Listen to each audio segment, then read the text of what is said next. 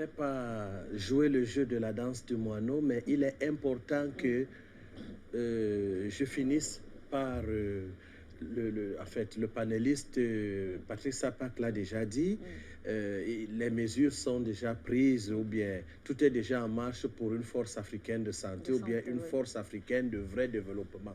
Parce que la santé n'est pas seulement ce projet qui regarde l'Afrique, surtout qu'on utilise la santé pour nous amortir sur le plan économique, pour nous tuer, pour nous assassiner et pour nous vilipender. Je ne finirai pas d'en sans dire et supplier encore au président africain que l'affaire du corona là, est fabriquée de toutes pièces par les Illuminati et n'a pas commencé aujourd'hui. Coronavirus, c'est déjà 666, je vous l'ai dit. Et Macron n'a cessé de le dire. Personne n'échappera au nouvel ordre mondial. Et nous arriverons au nouvel ordre mondial par l'intelligence artificielle, qui sera une sorte de vaccination. Alors, il faut donc prendre une convention opérationnelle de vaccination identitaire pour y arriver. Et maintenant, c'est la première phase parce qu'il y a 3 phases.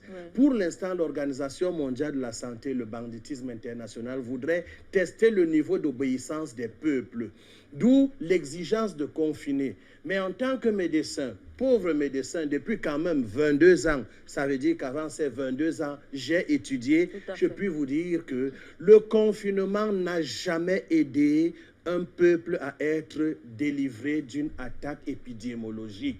Au contraire, en vous confinant, il existe ce que j'ai expliqué dans une conférence, l'inceste viral. L'inceste viral est capable de donner au système immunitaire de ne plus reconnaître l'ennemi. Comprenez-le. Tandis que le déconfinement, la circulation, crée une immunité collective dont par des divers contacts, et sachez que les microbes ne sont pas nos ennemis, c'est le terrain qu'il faut protéger. Le contact avec l'extérieur envoie des particules microscopiques en nous qui met constamment le système immunitaire en travail pour notre protection. Ça, je pourrais revenir là-dessus parce qu'il va falloir revenir à la vraie immunité et non les bêtises qu'on nous met aujourd'hui dans des facultés de médecine, transformant des médecins en agents très dangereux. Parce que je vous assure, même le fait de vous asphyxier là, avec les masques, c'est pour vous fragiliser. Ça fait 50 à 60% de votre gaz carbonique qui revient dans votre intérieur. Et pendant ce temps, vous faiblissez parce que l'énergie amplifiée ou bien gérée par une bonne oxygénation du corps n'est plus là du tout. Mais les médecins réciteurs de cours, malheureusement, ne vous en parlent pas. Toutes les résolutions qui sont prises là sont mauvaises. Comme ces fûts qu'on trouve là dehors, regardez, vous ouvrez un robinet dont vous déposez votre Covid, vous lavez les mains et qui ferme? C'est encore vous. Vous reprenez le Covid. Autant d'imbécilité qui démontrent qu'il n'y a pas eu concertation scientifique, mais une histoire politique décidée un certain jeudi, le 12 mars en Belgique, et les Africains ont copié-collé dans une sorte de folie qui dérange même parce qu'il suffit de réfléchir comme le patriarche disait tout à l'heure pour comprendre qu'on imbécilise les gens. Donc 50 personnes, le virus se calme. En tout cas, j'ai vu dans les restaurants, tout le monde entre, il baisse, il met en berne son masque. Le Covid attend, il mange d'abord, après il remet, le Covid frappe. Des imbécilisations comme ça ne doivent plus exister.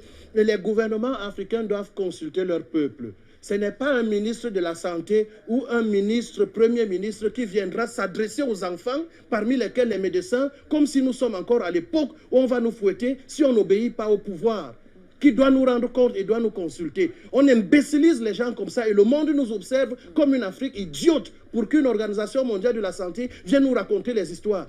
Il n'y aura pas de ces morts et que le laxisme de nos chefs d'État, de nos gouvernements, de nos autorités cesse. Sinon, le peuple prendra ses responsabilités.